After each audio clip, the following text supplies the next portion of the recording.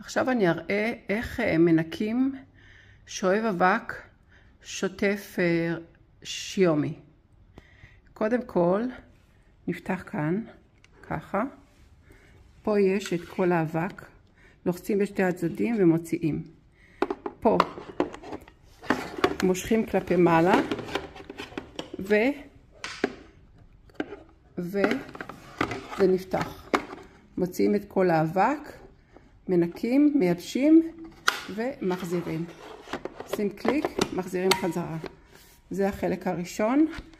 לשלב הבא. בשלב הבא הופכים את הרובוט. הופכים אותו. ויש לנו כמה דברים לעשות בצד הזה. א', מוצאים את הסמרטוט, שולפים אותו ככה צידה, מנקים ומחזירים עם מברשת וסבון, מייבשים טוב טוב ומחזירים, מהדקים שזה יהיה מהודק על החלק שלו.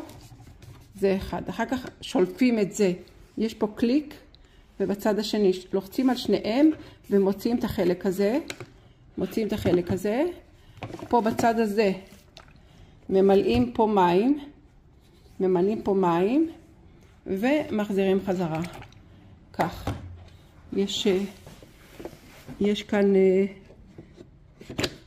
בדיוק, זה נכנס בול כמו שצריך עם שתי קליקים. חייבים לשמוע את הקליקים. חייבים. זה אחד. אחר כך דבר אחרון זה המברשת. גם פה יש כאן צריך שני ידיים, אז אני עושה את זה פעם ועוד פעם. מוציאים את המסגרת, מנקים כמובן, שולפים את המברשת, מנקים אותה ומחזירים. פה אי אפשר להתבלבל, כי זה שתי תופסנים שונים. מחזירים את המסגרת. אז ששומעים קליקים, וזהו, השואב אבק מוכן. צריך גם את זה לנקות, כשיש הרבה שערות, אבל זה יהיה בעתיד. וזהו, השואב אבק מוכן לעבודה. יום מקסים.